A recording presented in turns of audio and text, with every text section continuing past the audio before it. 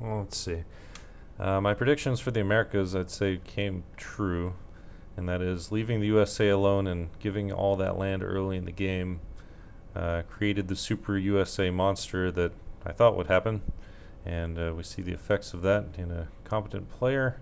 So Gurren is able to pretty much project his power anywhere he feels like, and no one can possibly stop him. So good job there. Canada being released, I think this was a problem, and I don't think it's the UK's fault. So UK releasing Canada was a great idea.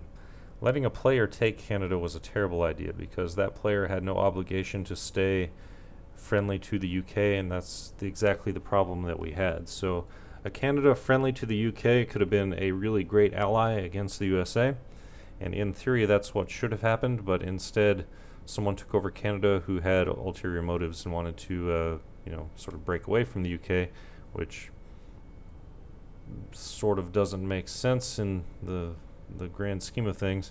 Otherwise, why bother maintaining any alliances? But anyway, Canada breaking away from the UK kind of restricted any possibility of containing the USA in the Americas. So we see the effects of that abroad. So that was a problem. I think that should be addressed in rules somehow. Maybe if you have a puppet, that you should be allowed to not let someone play that puppet, or to have very strict conditions for them playing the puppet. Let's see, Soviet Union. From the beginning, there have been a lot of problems. Obviously, Marconi being banned and everything.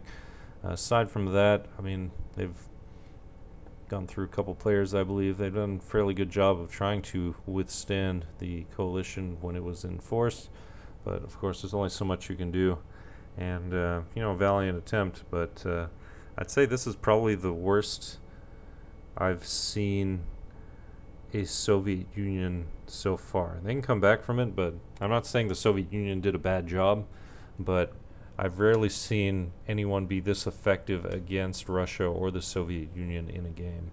So, I don't know, bad luck maybe. Ottomans did a great job with their colonizations. They managed to stay out of everyone's way, and still kind of keeping a low profile. So I don't think anyone's going to go after them, even though, they've got juicy land, but there are juicier lands to go after, so they can just do whatever they want and kind of stay strong till the end of the game. Lemley did a great job. Not really much to say there. Unfortunately, the plan that we had come up with all hinged on the UK staying strong. With UK falling apart, that no longer applies. So unfortunately, we have no naval dominance, which means 100% blockades every single war, which means we lose. Fusilier, I'm a little bit surprised about. I didn't see this coming, but it makes sense. I expect he's going to try to push back into Germany, if only to help Slayzer. And of course, Slayzer is going to be Slayzer. So, UK's lost all of this to the USA. USA's got massive industry. They'll probably be number one beginning of the next game. They'll definitely have the most raw resources. They've gotten most, if not all, of their prestige back, and they will probably be number one by the end of the game because no one else even stands a chance. Germany, I believe, is number one right now, but after they get cut down to size after 2 or 3 wars, that won't apply. That'll be gone.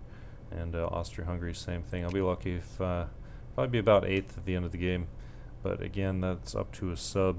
So at this point, I'll just say good game. Netherlands, fairly good job. Sort of a weird towing the line kind of position they had, but I have to question some of their motives as far as the coalitions went, but whatever, that was up to them. So they were very keen to give away their land in Indonesia to Japan in exchange for Japan and Netherlands joining our coalition. I thought that was a terrible idea because I knew that Japan could turn on us at any moment. And it seems that's what has happened, if not has already happened. So Japan seems to have allied itself with USA and is friendly with Russia, which means basically it's looking to expand into all of us. Alright, so for next game, probably won't be at the beginning of the next game. We'll see when I can get in. But let's see, things that went well and things that didn't. I would say trying the sort of non-standard alliance worked well for me in the beginning. That is, trying to ally with Russia early game, I think worked well, and our plan for taking down Italy almost worked. It worked at least for the first couple of wars. Unfortunately, there were some mechanics issues that I was not aware of. You might call them abuses, you might call them exploits, but things that I hadn't taken into consideration, even though I was trying to take that sort of thing into consideration. So, things to be aware of for next time. So I think we could have avoided the formation of Italy entirely had we been a little bit more careful.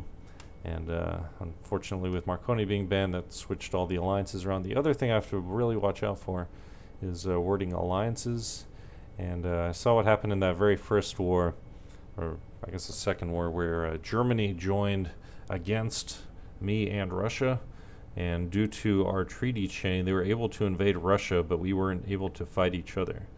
So it was this weird sort of limbo where I thought the three of us were kind of allied to each other, but Germany had other plans, and so they used the treaty to go after Russia when the treaty was actually designed to allow us to help each other, which didn't quite work out. So have to really go over treaties with a fine-tooth comb, because anyone with a fine eye for exploits, example Gurin, he can find that sort of thing and he will use it against you. Some really hilarious treaties were made this session, or this campaign, especially the one that would have ceded all of Greece to the Ottomans for like nothing. It was a hilarious treaty, I'll just tell you that. Also, have to commend Mexico for sticking around. I believe that's still a player, or at least it was until recently. So, even though he's fallen apart, he's stuck around. So, in a game where people tend to rage quit after the first war that doesn't go well, that's a kind of a breath of fresh air. So, I'd like to commend Mexico for that. Really interesting diplomacy. I kind of like the fresh eyes and the new takes on things that we got from the people who came from this other community and joined in with the sort of existing ranked group. So I like how that went. There is a new Sunday game where they do things slightly differently. It's a more casual game, but I haven't been able to take part in that one. So yeah, I think overall, at least to this point, I think it did a fairly decent job. I know some people would disagree, but that's just your opinion, man. And otherwise, good game to everyone, and look forward to playing with these guys in the future. This game can be very stressful at times, but I like a challenge, so I like to have fun with it. Alright, so this will be my last war room for a while, at least until I start up with the next rank campaign, probably in a month or so. Otherwise, I'll be posting the Equestria, the Pony Demand Mod campaign. That's on Friday evenings if anyone's interested in that. Sort of a casual game, but having a good time with it. Alright, so thanks for watching and have a good one.